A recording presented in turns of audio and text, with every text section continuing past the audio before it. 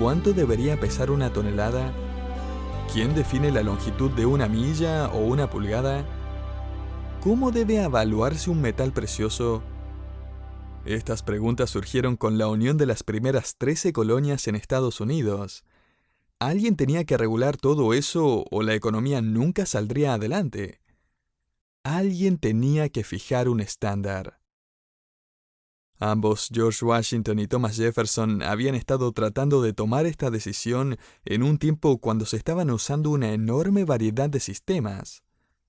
Los granjeros en aquellos tiempos no estaban seguros si debían usar el sistema inglés o inventar sus propias medidas. No sabían si tenían que seguir las medidas de peso estadounidenses, francesas o alguna otra medida popular. La oficina de aduanas necesitaba tener un estándar definido. Ese poder de determinar y mantener estas definiciones de pesos y medidas y 1 millón de problemas relacionados a todo esto finalmente se delegó al Congreso en 1776. En 1836, la responsabilidad de determinar pesos y medidas pasó del Congreso a la Tesorería, originalmente denominada la Oficina de Pesos y Medidas Estándar. Esa responsabilidad y autoridad ha cambiado de manos y nombres a través de los años, y de hecho, en 1988 su nombre cambió otra vez y ahora se llama el Instituto Nacional de Estándares y Tecnología. Hace un siglo atrás tenía un personal de 12 personas junto a no más de 5 científicos invitados para supervisar. Hoy tiene un personal de 4.600 científicos, ingenieros, técnicos, investigadores, especialistas y personal administrativo, junto con un presupuesto anual de $1 billón. Y la razón es simple. Con cada invento y cada producto que se vende al público, se necesita regular y supervisar que se cumplan los estándares establecidos. Esta oficina no solo determina pesos y medidas, sino que pesa materiales y productos, hace investigaciones en los campos de la ingeniería, química, física, calidad de construcción, electrónica, ciencia computacional, sistemas de información, sistemas de fabricación, etcétera, etcétera, etcétera. Un artículo que encontré mientras estudiaba decía que el 50% de los productos nacionales en bruto, de alguna forma u otra, tienen que rendirle cuentas al Instituto Nacional de Estándares y Tecnología. Y todo comenzó en las primeras colonias con las preguntas: ¿cuánto pesa esto y cuán largo es esto otro? No pasó mucho tiempo para que en la iglesia de primer siglo empezaran a surgir las preguntas: ¿cómo es un cristiano genuino? ¿Quién define la naturaleza y los ingredientes del Evangelio? ¿Qué significa ser verdaderamente espiritual? Los apóstoles entonces, bajo la inspiración del Espíritu Santo, escribieron los estándares y medidas del cristianismo. Juan, el último de los apóstoles, está a punto de entregar la respuesta a la pregunta que se ha hecho una y otra vez en la historia de la Iglesia. ¿Cómo puede uno determinar quién es un cristiano verdadero? Lo que también responde a la pregunta: ¿cómo puede un cristiano tener seguridad de que ha alcanzado los estándares divinos, los pesos y medidas bíblicos, por así decirlo, de un cristiano verdadero? Juan, a través de esta primera carta, claramente quiere que el cristiano sepa, que tenga la seguridad. Y fue necesario que él lo hiciera, ¿no es así? Porque nosotros no podríamos hacerlo o delegarlo a otra persona. Se necesitó la palabra de Dios inspirada a través de un apóstol. Hay una enorme cantidad de estándares y medidas humanas a través del mundo que dicen, por ejemplo, que usted no puede estar seguro de que es un verdadero cristiano a menos que cumpla con ciertos requisitos externos impuestos por tal o cual persona o grupo. Que usted no puede estar seguro de que es un cristiano de verdad a menos que se una a cierta iglesia o causa religiosa. Que usted no puede estar seguro de que es un cristiano a menos que haya experimentado lo que ellos han experimentado. que usted no puede estar seguro a menos de que haya hecho lo que ellos han hecho, o que no haga lo que ellos no hacen, o que no se junte con ciertas personas, etcétera, etcétera, etcétera. El apóstol Juan se especializa en presentar la doctrina de la seguridad de salvación. De hecho, varias veces él va a escribir claramente: así es como puedes saber que es un cristiano verdadero. Aquí está el estándar divino.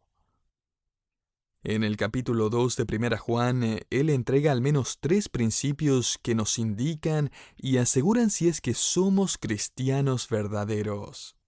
Así es como puedes saber que es salvo. El primer principio que fundamenta nuestra seguridad de salvación es el principio de obedecer.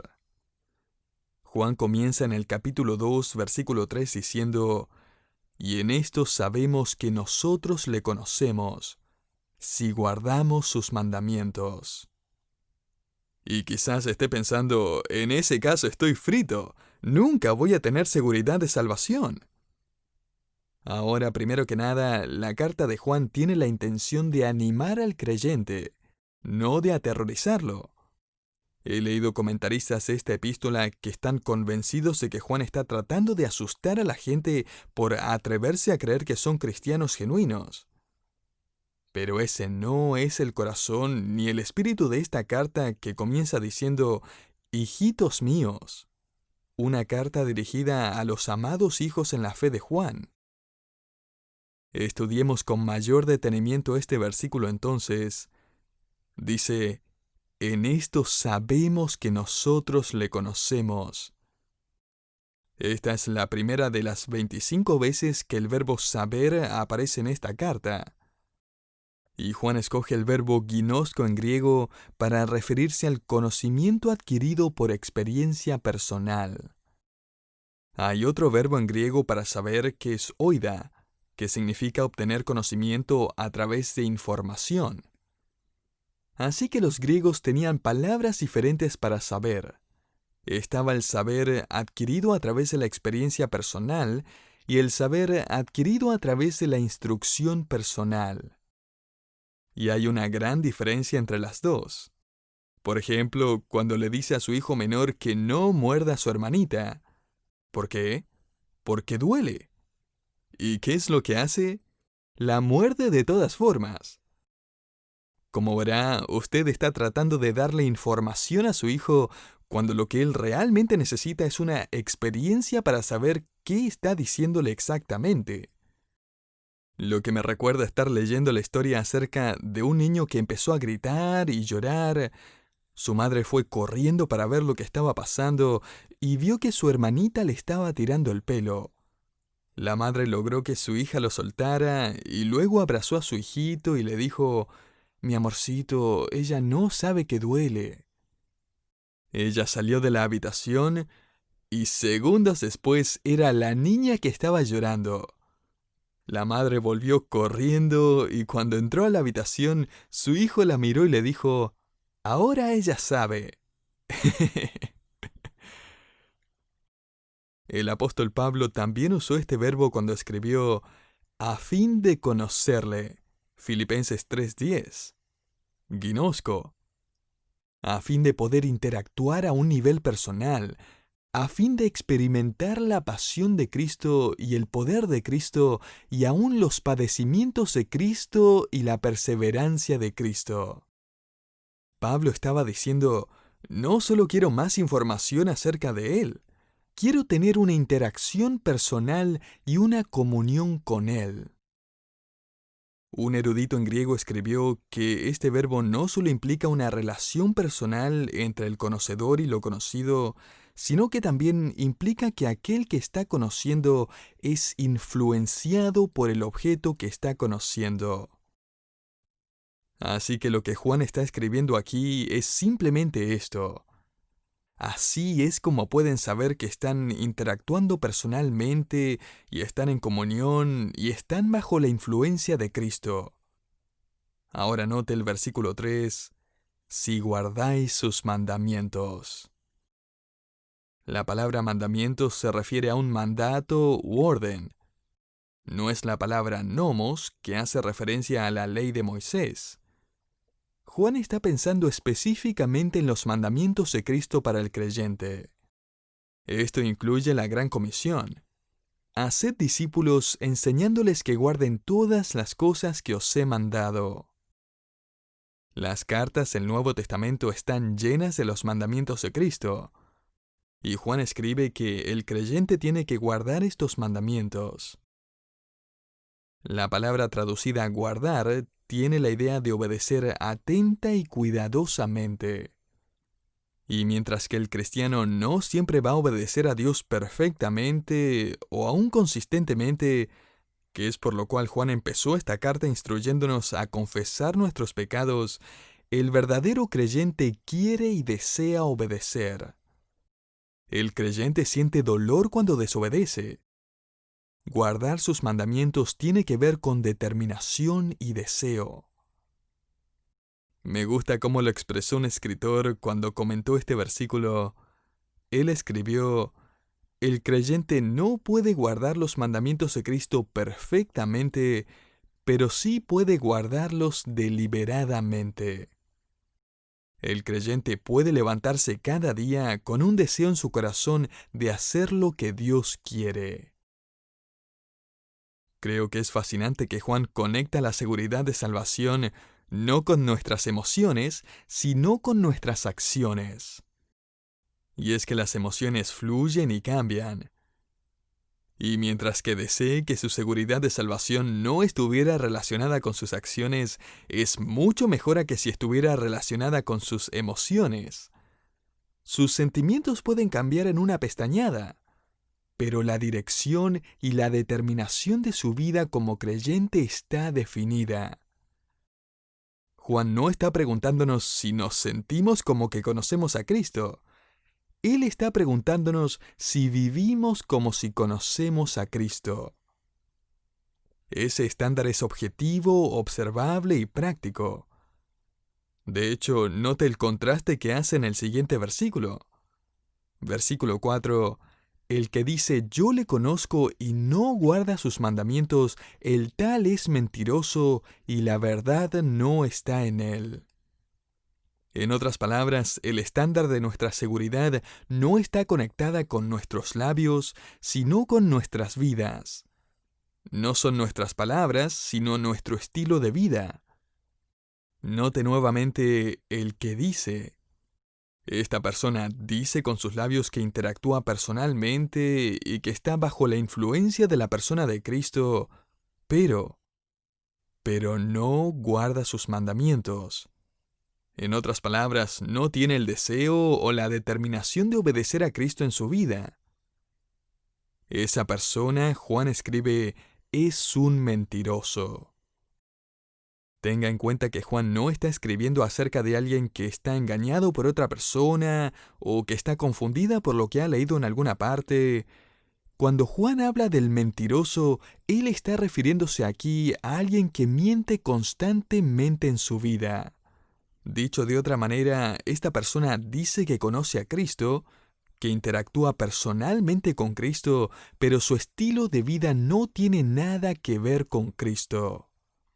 Esta persona está mintiendo doctrinalmente, como los gnósticos que Juan está confrontando en esta carta.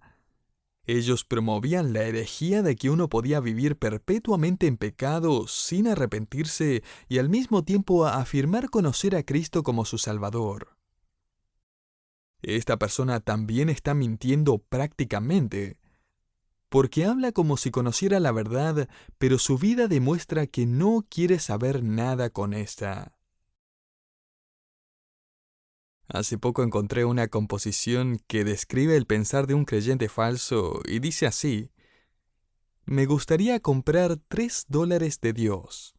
No quiero tanto de Él como para que cambie mi alma o me perturbe el sueño, sino la cantidad justa, para que sea como una taza de leche tibia o una siesta en un día soleado.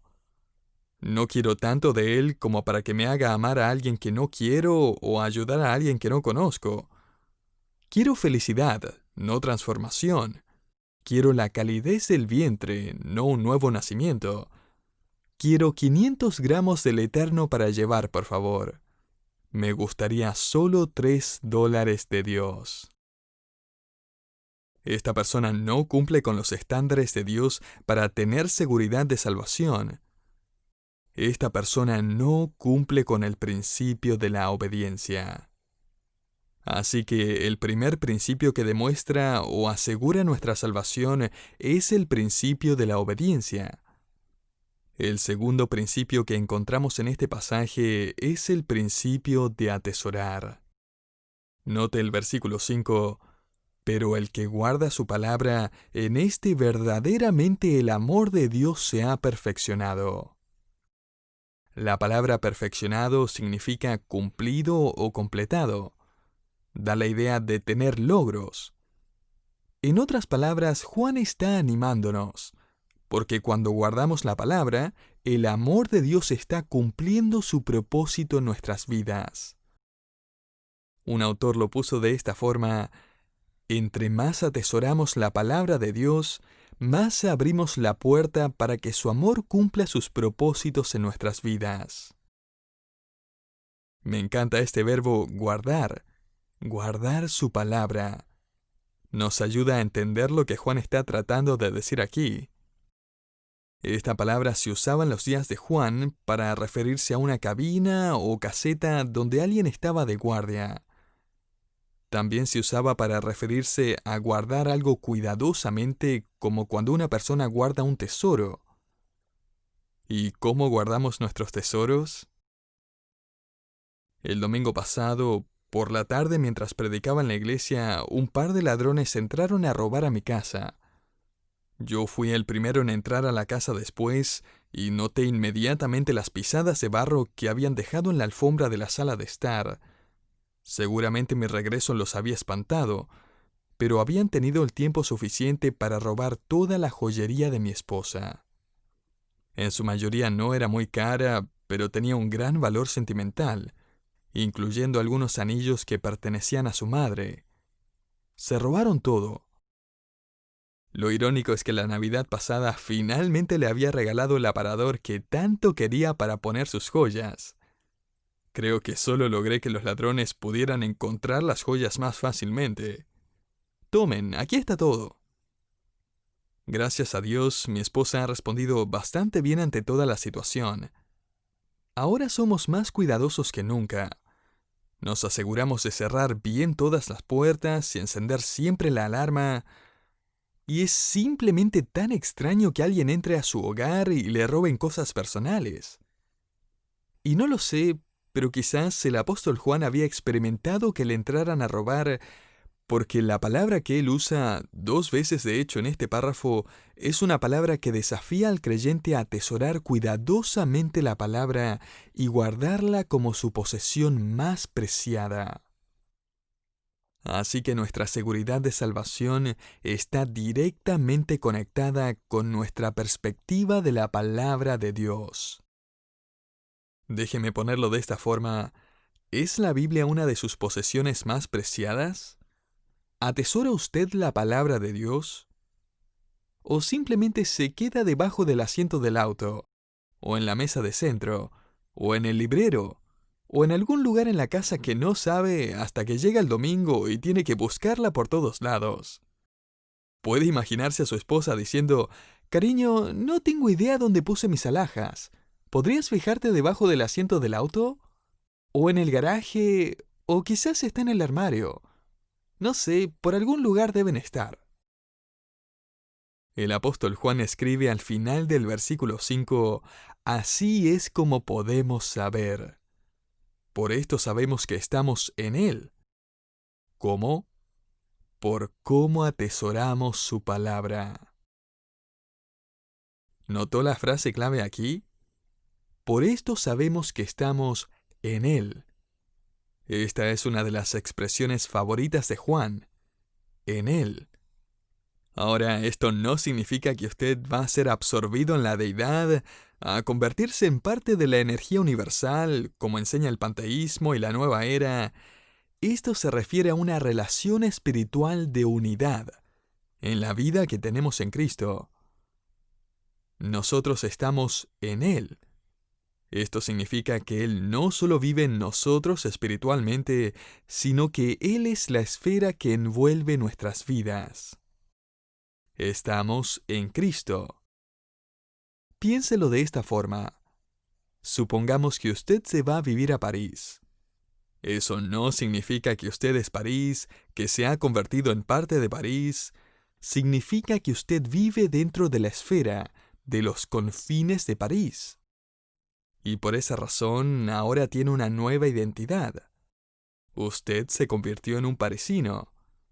Quizás solía ser romano, madrileño, ateniense o mallorquín, pero ahora tiene el privilegio de pagarle sus impuestos a París, porque ahora es un parisino. Con el pasar del tiempo va a empezar a querer la cultura y la belleza de París, la riqueza histórica de la ciudad y su arquitectura encantadora. Empezará a sentirse en casa, empezará a acostumbrarse al clima y adaptarse a las inconveniencias de la ciudad, porque usted ahora está en París. Volviendo a la analogía, ahora estamos en Cristo. ¿Y qué significa entonces estar en Cristo? Significa que tenemos una nueva residencia, que tenemos nuevas obligaciones y responsabilidades, que aprendemos a adaptarnos a una nueva cultura y una nueva forma de vivir, que amamos a los que tienen una relación con Cristo y aprendemos que ahora ellos también tienen una relación con nosotros a través de Cristo. Significa que nuestros apetitos y gustos cambian con el pasar del tiempo. Significa que tenemos un nuevo nombre, porque vivimos dentro de los límites de la soberanía y la voluntad de Cristo. Y hemos encontrado que su palabra es nuestro mayor tesoro.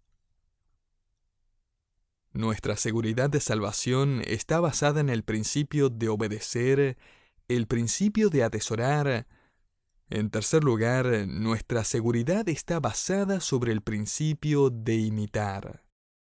Versículo 6, el que dice que permanece en Él debe andar como Él anduvo.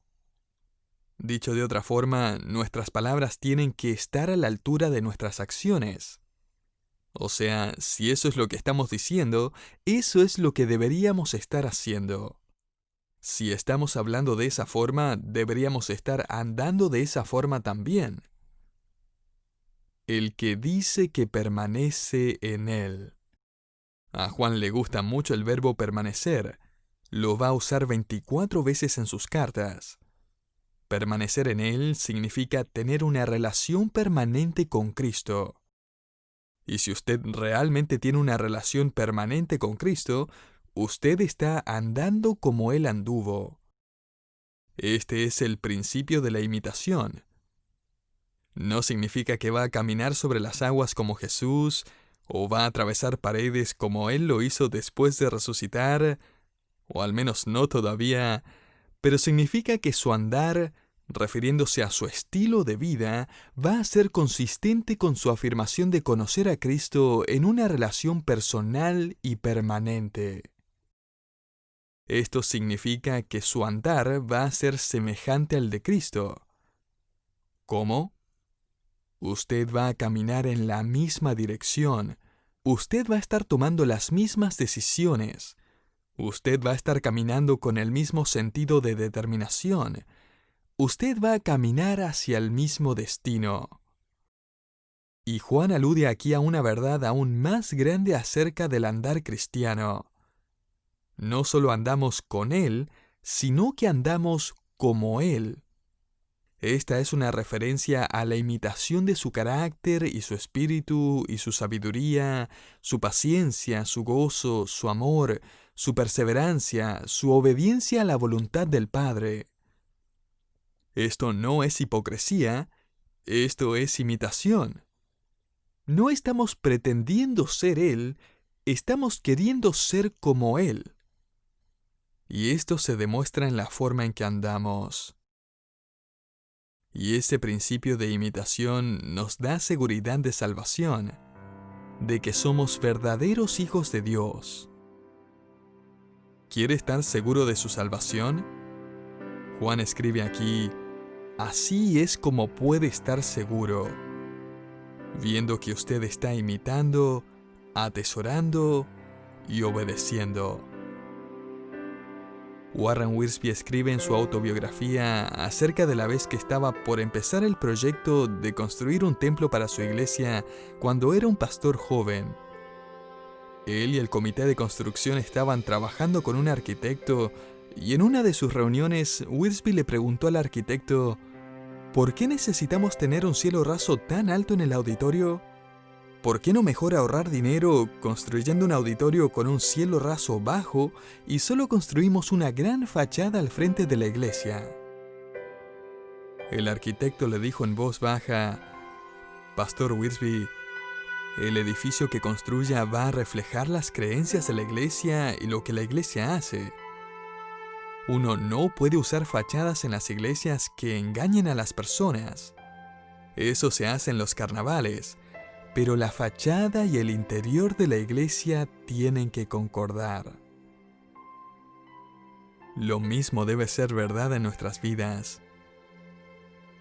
Y mientras que nuestra salvación es segura por gracia a través de la fe en Cristo solamente, nuestra seguridad de salvación crece y decae en directa proporción a cómo se asemeja la fachada de nuestra vida al interior de nuestro corazón. Y podemos medir eso diariamente, mientras obedecemos la voluntad de Cristo y atesoramos la palabra de Cristo e imitamos nuestro andar al andar de Cristo.